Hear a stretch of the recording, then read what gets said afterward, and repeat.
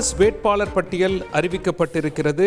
திருவள்ளூர் ஒரு தனி தொகுதி என்பது குறிப்பிடத்தக்கது. சசிகாந்த் செந்திலை களம் இறக்குகிறார்கள் காங்கிரஸ். கிருஷ்ணகிரியை பொறுத்த வரைக்கும் கே கோபிநாத் அவர்களை களம் இறக்குகிறார்கள். கரூரை பொறுத்தவரை ஜோதிமணி மீண்டும் களம் இறங்குகிறார். கடலூரை பொறுத்தவரை MK விஷ்ணு பிரசாத் களத்தில் இறங்குகிறார். சிவகங்கையில் கார்த்தி சிதம்பரம் களத்தில் இறங்குகிறார். விருதுநகரில் மாணிக்கம் தாகூர், கன்னியாகுமரியில் விஜய் வசந்த் களத்தில் இறங்குகிறார். எமது டெல்லி செய்தியாளர் ராஜா இணைந்திருக்கிறார். ராஜா, காங்கிரஸ் ஆஃபீஸில் இந்த லிஸ்ட்டு கொடுத்துருக்காங்க. இப்போ நாம் முக்கிய செய்தியாக பார்த்து வருகிறோம். இந்த சுவாரஸ்ய வேட்பாளர் பட்டியலை பற்றி சொல்லுங்களேன். வணக்கம். காங்கிரஸ் கட்சியின் வேட்பாளர் பட்டியல் எப்போது வெளியாகும் என எதிர்பார்த்த நிலையில் தற்போது காங்கிரஸ் கட்சி 4ஆம் கட்ட வேட்பாளர் பட்டியல் வெளியேறுகிறது. பல்வேறு மாநிலங்களும் சேர்ந்து இந்த பட்டியலில் இடப்பட்டிருக்கு. முக்கியமாக முதலில் தமிழகத்தில் பார்த்து கொண்டிருந்தால் திருவள்ளூர் தொகுதிக்கு சசிகாந்த் செந்தில், கிருஷ்ணகிரிக்கு கே கோபிநாத், அதே போல் கரூருக்கு ஜோதிமணி, கடலூர் விஷ்ணு பிரசாத், சிவகங்கை கார்த்திக் சிதம்பரம், விருதுநகர் மாணிக்கம் தாக்கூர், கன்னியாகுமரி விஜய் வசந்த் போட்டியிடுவார் என அறிவிக்கப்பட்டிருக்கு. இதில் விஜய் வசந்த், மாணிக்கம் தாக்கூர், கார்த்திக் சிதம்பரம், விஷ்ணு பிரசாத், ஜோதிமணி ஆகியோர் மீண்டும், அதாவது ஏற்கனவே இருக்கும் சிட்டி எம்பிக்கள் மீண்டும் அவர்களுக்கு வாய்ப்பு கொடுக்கப்பட்டிருக்கிறது. கிருஷ்ணகிரியை பொறுத்தவரை கோபிநாத், அதே போல் திருவள்ளூர் தொகுதியில் சசிகாந்த் செந்தில் என்று புதிதாக வாய்ப்பு கொடுத்திருக்கிறார்கள்.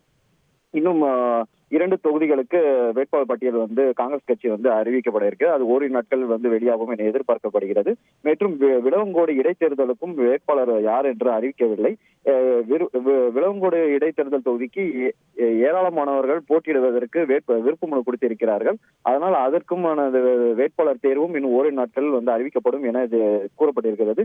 திருவள்ளூர் தொகுதியில் காங்கிரஸ் சார்பில் ஏற்கனவே ஜெயக்குமார் அவர் போட்டியிட்ட நிலையில் அவருக்கு இந்த முறை வாய்ப்பு கொடுக்கவில்லை. கிருஷ்ணகிரி தொகுதியில் செல்லக்குமார் போட்டியிட்ட நிலையில் கடந்த முறை அவர்தான் கிருஷ்ணகிரி எம்பியாக போட்டியிட்டு வெற்றி பெற்றார். அவருக்கும் இந்த முறை வாய்ப்பு கொடுக்கவில்லை. அதுக்கு பதிலாக கோபிநாத்துக்கு வாய்ப்பு வழங்கப்பட்டிருக்கிறது.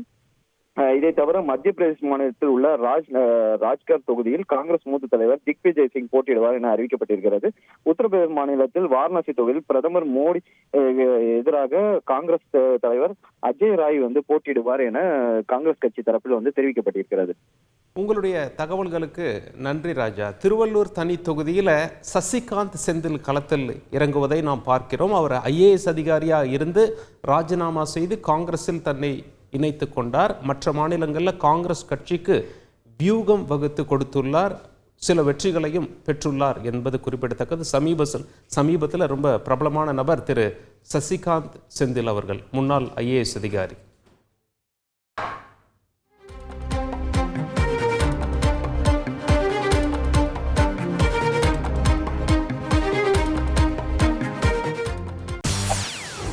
செய்திகளை உடனுக்குடன் தெரிந்து கொள்ள உடனே சப்ஸ்கிரைப் பண்ணுங்க.